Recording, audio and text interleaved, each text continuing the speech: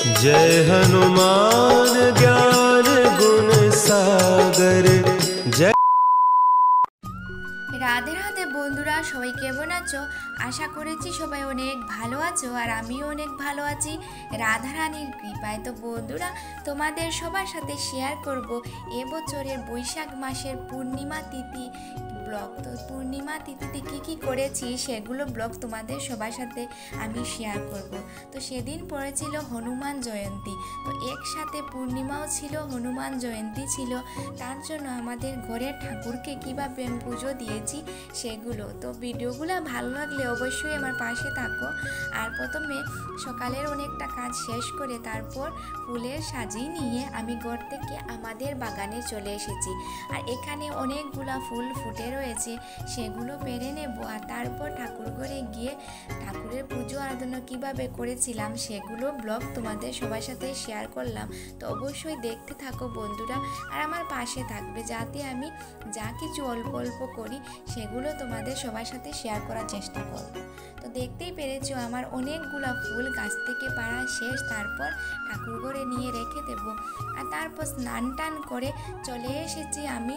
তারপর ঠাকুরের পুজো আরাধনা কীভাবে করি সেগুলো তোমাদের সবার সাথে শেয়ার করব।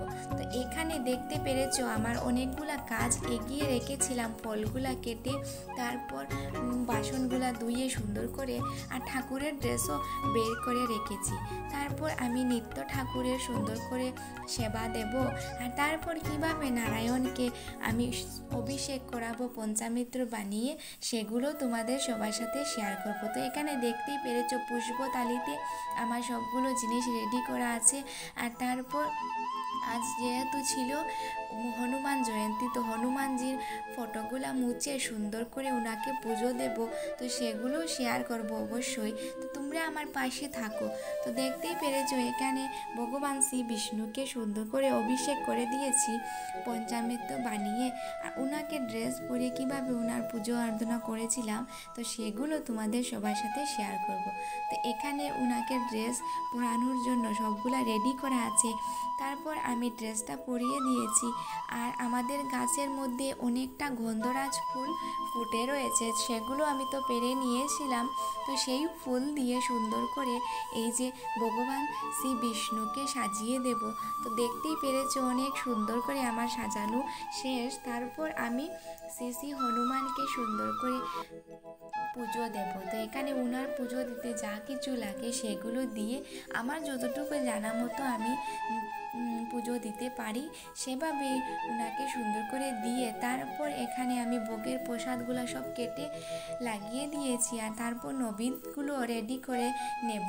তো নৈবেদ্যে যা যা কিছু লাগে সেগুলো দিয়ে সুন্দর করে রেডি করে তারপর পান বাটা দিয়ে সেদিনের পুজোটা সমাপন দিয়েছিলাম। তো তোমাদের সবার সাথে সেই ব্লগগুলো আমি শেয়ার করলাম। তো অবশ্যই আমার পাশে থাকো।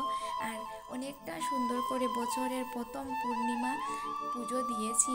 তো আমাদের ঠাকুরঘরকে কীভাবে সুন্দর করে ফুল দিয়ে সাজিয়েছি তো সেগুলো তোমরা দেখতেই পারবে। আর সেদিনের পুজো আরাধনা শেষ হওয়ার পর প্রসাদ সবাইকে দিলাম। তো পাঁচালি পরে এখানেই সমাপন হলো। তো ভিডিওগুলো ভালো লাগলে অবশ্যই লাইক কমেন্ট সাবস্ক্রাইব করবে আর আমার পাশে থাকবে বন্ধুরা। আর সবাই ভালো থাকো, সুস্থ থাকো। রাধে রাধে।